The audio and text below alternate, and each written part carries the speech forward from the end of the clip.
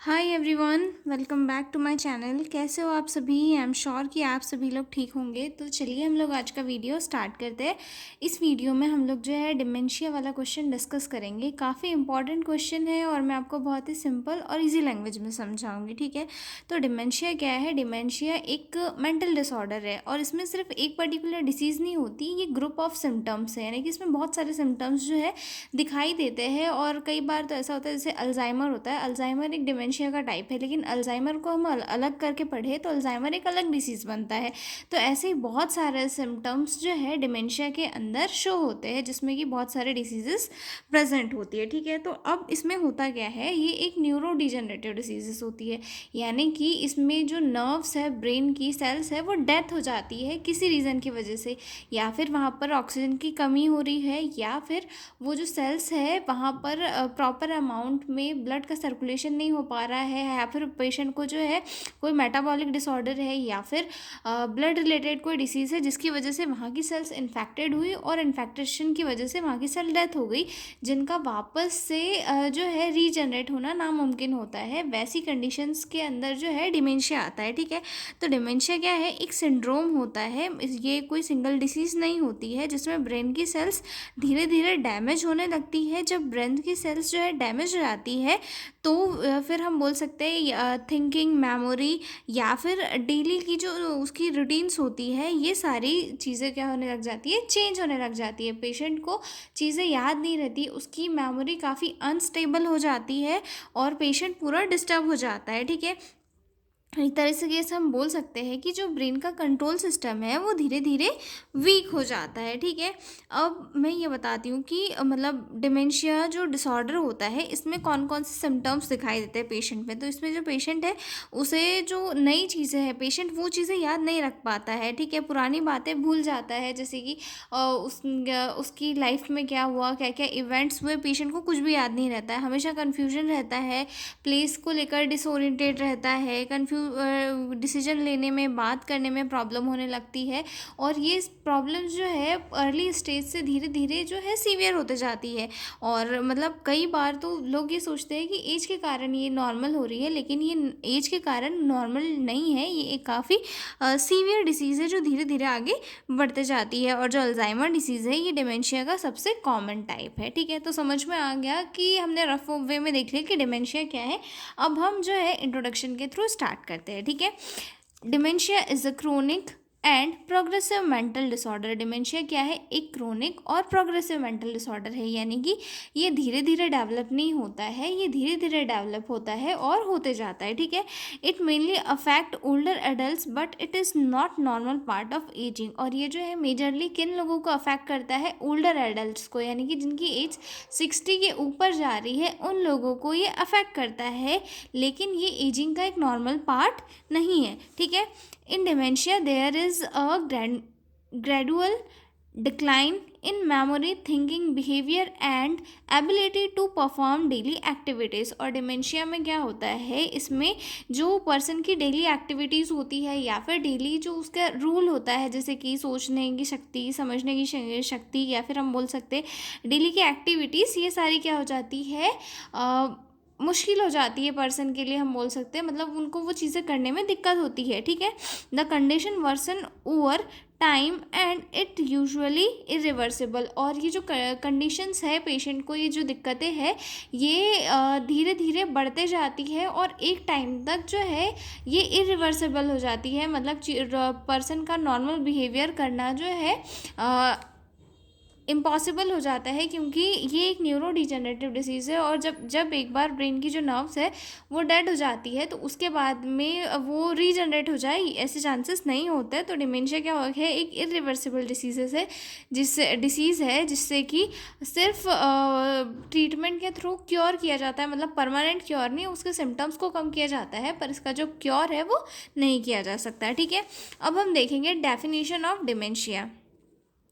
Dementia is a syndrome due to disease of the brain, usually of a chronic progressive nature, which there is disturbance of multiple higher cortical functions such as memory, thinking, orientation, comprehension, calculation, learning capacity and language, ठीक है। Dementia क्या है? एक syndrome है मतलब एक group है diseases का जो ब्रेन में होता है, और ये क्या होता है, क्रोनिक होता है और प्रोग्रेसिव होता है नेचर में, और जिसकी वजह से जो है जो हायर एक्टिविटीज़ होती है ब्रेन की, जैसे कि थिंकिंग हो गया, मेमोरी हो गया, कैलकुलेशन हो गया, ओरिएंटेशन हो गया, या फिर लर्निंग ऐप कैपेसिटी हो गया, या फिर जो लैंग्वेज है, ये सारी चीज़ें करने में पर्सन को क्या होता है, डिस्टर्बेंस होता है। वो अपने डेली टास्क, डेली एक्टिविटीज़ को पूरी तरीके से, सही तरीके से नहीं कर पाता है। ठीक है, नेक्स्ट डेफिनेशन एक शॉर्ट वाली भी देख लेंगे।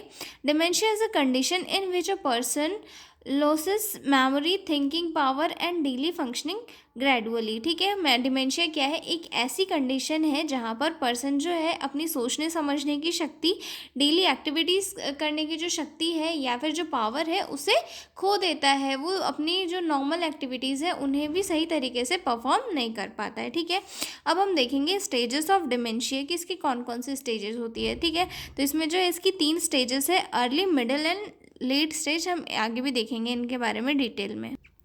सबसे फर्स्ट आती है अर्ली स्टेज। अर्ली स्टेज में जो है काफ़ी माइल्ड सिम्टम्स होते हैं, मतलब काफ़ी कम सिम्टम्स दिखाई देता है, ऐसा लगता है कि ये एक नॉर्मल एजिंग की वजह से हो रहा है। ठीक है, तो इसमें माइल्ड फॉरगेटफुलनेस, यानी कि थोड़ी थोड़ी चीज़ें पर्सन जो है भूलने लगता है। ठीक है, डिफ़िकल्टी फाइंडिंग वर्ड्स, मतलब पर्सन को जो है बोलने में दिक्कत होने लगती है, उसे ऐसे समझ में नहीं आता कि कौन सा शब्द कहाँ पे यूज़ करना है। ठीक है, स्लाइट चेंजेस इन पर्सनालिटी, और पर्सनालिटी में हमें थोड़ा थोड़ा चेंजेस देखने के लिए मिलता है अर्ली स्टेज में। ठीक है, अब सेकेंड पॉइंट आता है हमारा मिडिल स्टेज। मिडिल स्टेज में क्या कंडीशन आ जाती है, increased memory losses, confusion and disorientation, behavioural problems, needs help in daily activities. Person का जो मिडिल स्टेज होता है वो भी मतलब काफ़ी डिफ़िकल्ट होता है, क्योंकि यहाँ पे जो है उसका मेमोरी लॉस बढ़ जाता है, उसे चीज़ें याद नहीं रहती, और पर्सन काफ़ी डिसओरिएंटेड हो जाता है, मतलब प्लेसेस उसे याद नहीं रहती, जगह याद नहीं रहती, कन्फ्यूजन क्रिएट होता है, बिहेवियर में चेंजेस आ जाते हैं,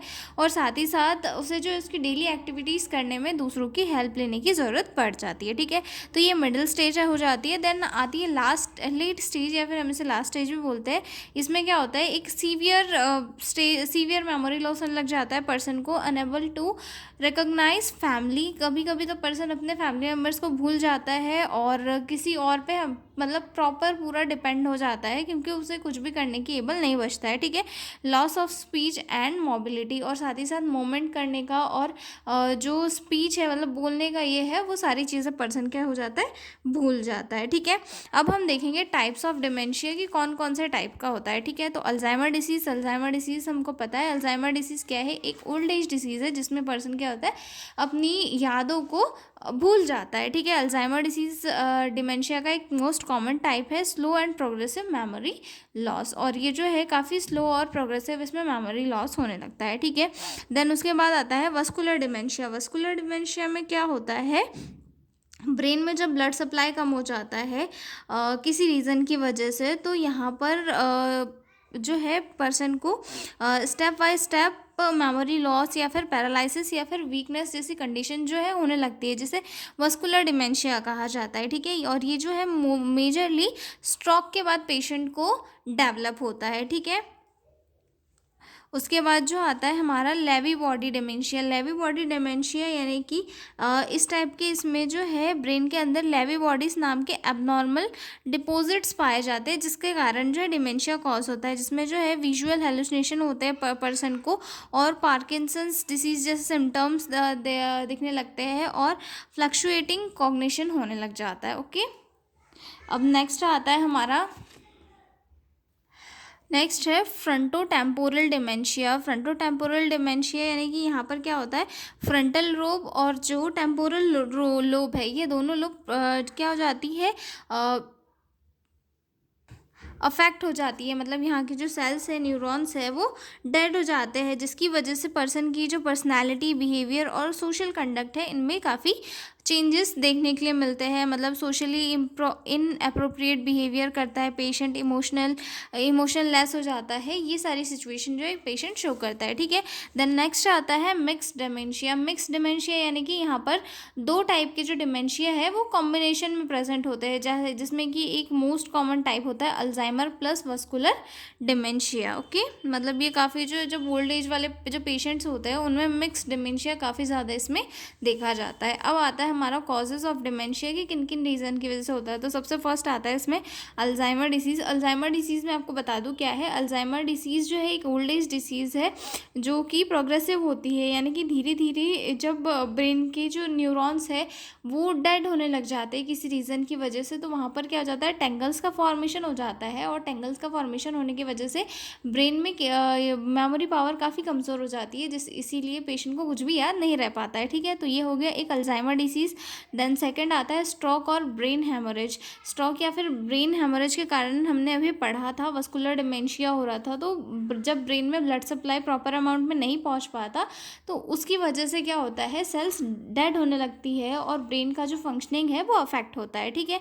देन आता है हेड इंजरी या फिर ब्रेन ट्यूमर की वजह से भी हो सकता है, CNS इन्फेक्शन की वजह से हो सकता है, जैसे कि HIV या फिर सिफेलिस जैसे अगर इन्फेक्शन हुए या फिर मेनिंजाइटिस हुआ तो उन रीज़न की वजह से हो सकता है, ठीक है।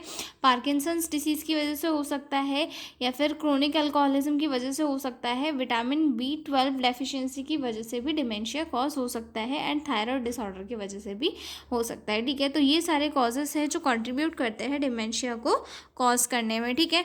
अब नेक्स्ट पॉइंट आता है हमारा क्लिनिकल फीचर्स कि कौन कौन से क्लिनिकल फीचर्स हमें देखने के लिए मिलेंगे, ठीक है। तो सबसे पहले तो इसमें कॉग्निटिव सिम्टम्स देखने के लिए मिलता है, जिसमें सबसे फर्स्ट आता है मेमोरी लॉस, यानी कि रीसेंट मेमोरी जो है पेशेंट की वो पेशेंट को बिल्कुल भी याद नहीं रह पाती है। Difficulty in thinking and reasoning, person को जो है कुछ भी सोचने समझने में काफ़ी दिक्कत फेस करनी पड़ती है, ठीक है। जजमेंट पुअर हो जाता है। कई बार हम देखते हैं कि कोई इंसान बहुत समझदार था, लेकिन जैसे जैसे उसकी एज बढ़ती जाती है वैसे वैसे उसकी रीजनिंग या फिर थिंकिंग पावर काफ़ी कमज़ोर हो जाती है, और एक टाइम के बाद में वो एबल ही नहीं रहता कि वो किसी चीज़ को बोल सके, ठीक है। पुअर जजमेंट हो जाता है। Difficulty in learning new things, person को जो है नई चीज़ें सीखने में दिक्कत होती है। Disorientation to time place and person, और पर्सन क्या रहता है, डिसओरिएंटेड हो जाता है टाइम को लेकर, पर्सन को लेकर, और कभी कभी तो जो है उसे कोई भी अपने फैमिली मेम्बर की भी शक्ल याद नहीं रहती कि ये कौन है, या फिर मैं कहाँ हूँ, ये रूम किसका है, ये घर किसका है। ये सारी चीज़ें जो है एक डिमेंशिया वाले पेशेंट में हमें देखने के लिए मिलती है, ठीक है। देन नेक्स्ट आता है उसके बिहेवियरल क्या क्या सिम्टम्स हमें देखने के लिए मिलता है। तो इसमें सबसे फर्स्ट आता है इरिटेबिलिटी देखने के लिए मिलेगी पेशेंट में, अग्रेशन देखने के लिए मिलेगा, वॉन्डरिंग देखने के लिए मिलेगा, सस्पिशियसनेस देखने के लिए मिलेगा, मूड स्विंग्स हमें देखने के लिए मिलेंगे, ठीक है। तो ये बिहेवियरल सिम्टम्स हो गए। कुछ साइकोलॉजिकल सिम्टम्स दिखाई देते हैं, जैसे कि डिप्रेशन हो गया, एंजाइटी हो गया, हेलुसिनेशन हो गया, या फिर डेल्यूजन हो गया। ऐसे सिम्टम्स भी हमें दिखाई देते हैं, ठीक है। देन आता है फंक्शनल प्रॉब्लम्स, जैसे कि difficulty in self care, patient को खुद की केयर करने में, ड्रेसिंग करने में, बाथ लेने में दिक्कत होने लगती है। इनएबिलिटी टू मैनेज मनी, मतलब अपने खुद के पैसे संभालने में पर्सन को दिक्कत होने लगती है। Problem in dressing, eating and bathing, और जैसे जैसे एज बढ़ते जाती है डिसीज़ प्रोग्रेसिव होते जाती है, पर्सन को खुद की ड्रेसिंग करने में, खाना खाने में, नहाने में, जो भी अपनी एक्टिविटीज़ है सेल्फ की केयर की, सभी में दिक्कत आना स्टार्ट हो जाती है, ठीक है। अब ये हो गए हमारे साइन एंड सिम्टम्स, और नेक्स्ट पॉइंट आता है हमारा डायग्नोस्टिक इवोल्यूशंस कि हम जो डिमेंशिया वाला पेशेंट है उसकी कंडीशन में कौन कौन से डायग्नोस्टिक इवोल्यूशंस करेंगे, ठीक है। तो इसमें सबसे फर्स्ट आता है हिस्ट्री कलेक्शन करेंगे कि कब से हो रहा है, क्या हो रहा है, फर्दर पहले कोई स्ट्रोक वगैरह की कंडीशन तो नहीं थी, या फिर मतलब ऐसी कोई इंजरी तो नहीं हुई थी, या फिर कोई इन्फेक्शन तो नहीं हुआ था। सारी चीज़ें हम हिस्ट्री कलेक्शन में करेंगे, ठीक है। देन फिजिकल एग्जामिनेशन आ जाएगा, head to total. Then MSc mental status examination, cognitive assessment test होगा, CT स्कैन एंड MRI होगा ब्रेन का, ठीक है। ब्लड टेस्ट होंगे जिसमें vitamin B12 and thyroid function का टेस्ट जो है ज़रूर से ज़रूर किया जाता है, ठीक है। और अगर पेशेंट को डेलिरियम या फिर डिप्रेशन है तो उसे भी रूल आउट किया जाता है, ठीक है। तो ये डायग्नोस्टिक एवोल्यूशंस करेंगे। देन आता है हमारा मेडिकल मैनेजमेंट की कौन सा इसके लिए मेडिकल मैनेजमेंट किया जाता है। इसका जो डिमेंशिया है, डिमेंशिया का कोई भी क्योर नहीं होता है या फिर परमानेंट ट्रीटमेंट नहीं होता है। सिर्फ इसके लिए सपोर्टिव ड्रग्स या फिर सपोर्टिव ट्रीटमेंट मैनेजमेंट दिया जाता है ताकि जो सिम्टम्स है उन्हें थोड़ा कम किया जा सके और पेशेंट की जो लाइफ जितनी बची है उसे क्वालिटी प्रोवाइड की जाए, ठीक है। No permanent cure treatment shows progression, ठीक है। मतलब जो ट्रीटमेंट इसे दिया जाता है वो सिर्फ इसके प्रोग्रेसिव होने की रेट को रोकने के लिए दिया जाता है ओवरऑल मिला के, ठीक है। तो इसमें हम देखेंगे अब मेडिकल मैनेजमेंट में कि कौन कौन से ड्रग्स यूज़ किए जाते हैं, ठीक है। तो इसमें आता है कॉलिनेस्ट्रेज इनहिबिटर्स दिए जाते हैं जिसमें डोनापेजिल एंड रिवास्टिमाइन देन गैलेंटामाइन, ये जो ड्रग्स है पेशेंट को दिए जाते हैं, ठीक है। देन आता है NMDA रिसेप्टर्स एगोनिस्ट जिसमें मेमेंटामाइन हो गया एंड एंटीसाइकोटिक्स भी दिए जाते हैं अगर पेशेंट का जो बिहेवियर है अगर वो सीवियर हो रहा है तो। और एंटी डिप्रेसेंट ड्रग भी दिए जाते हैं अगर डिप्रेशन की सिम्टम्स अगर दिखाई दे रहे हैं, डिप्रेशन अगर प्रेजेंट है तो, ठीक है। अब हम इसमें देखेंगे कि क्या क्या नर्सिंग मैनेजमेंट किए जाते हैं, ठीक है। Nursing management provide safe and structure environment. Patient को सबसे पहले तो जो है सेफ और स्ट्रक्चर एनवायरनमेंट प्रोवाइड किया जाता है ताकि पेशेंट को कोई भी हार्म ना हो, कोई इंजरी ना हो सके, ठीक है। मेंटेन डेली रूटीन और पेशेंट का जो डेली रूटीन है उसे प्रॉपर तरीके से मेंटेन किया जाता है, ठीक है। Use simple and clear communication. Patient के साथ बात करने में के लिए हमेशा सिंपल, शॉर्ट और क्लियर कम्युनिकेशन यूज़ करना चाहिए ताकि जो पेशेंट है वो हमारी बातों को समझ सके और उस पर इम्प्लीमेंट कर सके, ठीक है। Encourage self care as much as possible. और अगर ऐसी कंडीशन है कि पेशेंट अपनी केयर खुद कर सकता है तो हमें पेशेंट को इनकरेज करना चाहिए कि वो अपनी सेल्फ केयर करे, okay. Then prevent falls and injuries. हमें पेशेंट को जो है गिरने से और इंजरीज से बचाना है, ठीक है। मैनेज बिहेवियरल प्रॉब्लम्स कामली। और पेशेंट की जो बिहेवियर प्रॉब्लम्स है उन्हें शांति से हमें मैनेज करना है, ठीक है। Provide emotional support to family. और पेशेंट को जो है हमें पेशेंट को और उनकी फैमिली मेम्बर्स को भी जो है हमें इमोशनल सपोर्ट प्रोवाइड करना है। Educate care giver about disease and care. और जो भी मतलब उनके घर में उन्हें केयर प्रोवाइड करा रहा है हमें उन्हें अच्छे से एजुकेट करना है कि आपको पेशेंट को घर पे कैसे ट्रीट करना है, उनसे क्लियर बातें करना है, टाइम पे उन्हें खाना देना है, उन्हें सपोर्ट की ज़रूरत है, उनकी मेडिसिन्स मिस नहीं करनी है, टाइम पे मेडिसिन्स देनी है और सारी चीज़ें हमें जो है समझानी है, ठीक है। तो ये नर्सिंग मैनेजमेंट हो गया और हमारा डिमेंशिया यहीं पे होता है कंप्लीट। मिलता है अगले वीडियो में एक नए क्वेश्चन के साथ, तब तक के लिए बाय बाय। और अगर PDF नोट्स की रिक्वायरमेंट हो तो डिस्क्रिप्शन में मेरा मेल दिया हुआ है, आप उस पर कॉन्टैक्ट करके PDF नोट्स ले सकते हो। तो मिलता है अगले वीडियो में, तब तक के लिए बाय बाय।